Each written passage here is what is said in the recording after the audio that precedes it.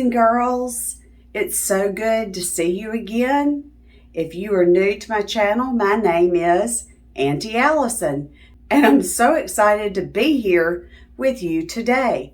We are going to read a really fun book called Where the Wild Things Are. This book was written and illustrated by Maurice Sendak. The night Max wore his wolf suit and made mischief of one kind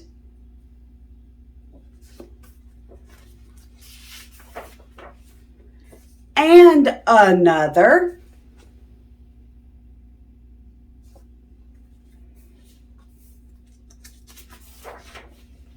his mother called him Wild Thing, and Max said, "I'll eat you up." So he was sent to bed without eating anything. And that very night, in Max's room, a forest grew.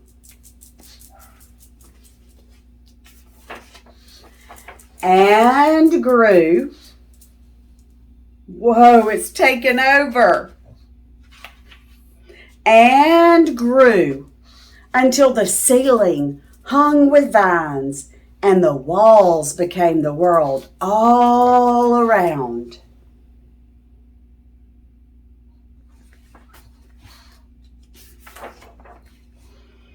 And an ocean tumbled by with a private boat for Max, and he sailed through night and day.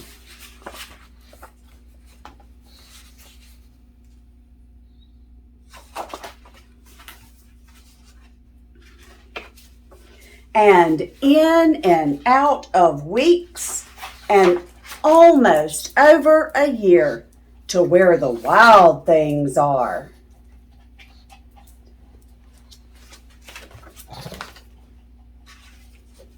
And when he came to the place where the wild things are, they roared their terrible roars, and they gnashed their terrible teeth, and they rolled their terrible eyes, and they showed their terrible claws.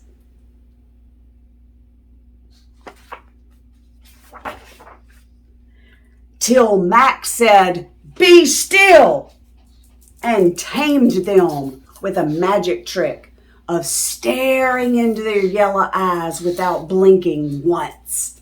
And they were frightened, and they called him the most wild thing of all.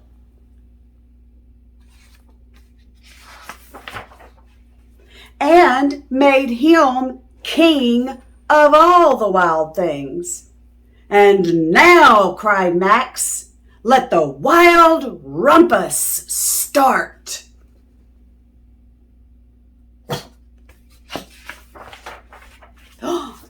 And they danced, and they swung, and they stomped. Oh my goodness, they had the best time. Look at them, now they're swinging. That's a wild rumpus, all right. And they rode him on the back. And he has a crown because he is the king. That's right.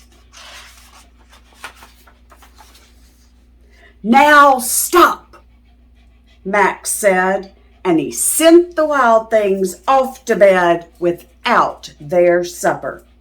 And Max, the king of all the wild things, was lonely. And he wanted to be where someone loved him best of all. Then all around from far away across the world, he smelled good things to eat. So he gave up being king of where the wild things are.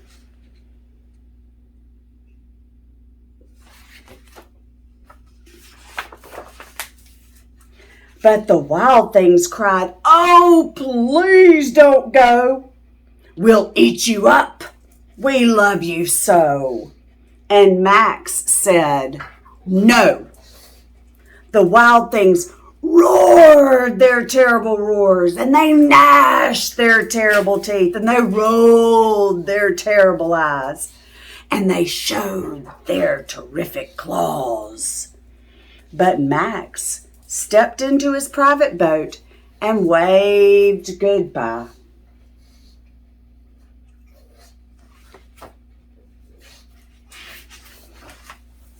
And he sailed back over a year, and in and out of weeks, and through a day.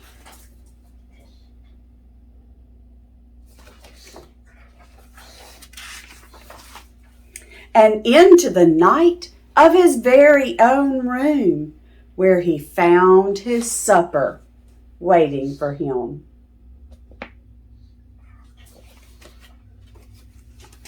And it was still hot. This is such a good book. And one thing that I've done with this book is I have let my children and my students at school design their own wild thing. All they need is a piece of paper and some crayons or markers, and they can create their own wild thing and possibly their own story. I hope that you enjoyed Where the Wild Things Are. It was so good to see you again. Don't forget, if you haven't, subscribe to my channel and click the notification bell so you're notified whenever I upload a new video. I'll see you next time. Bye!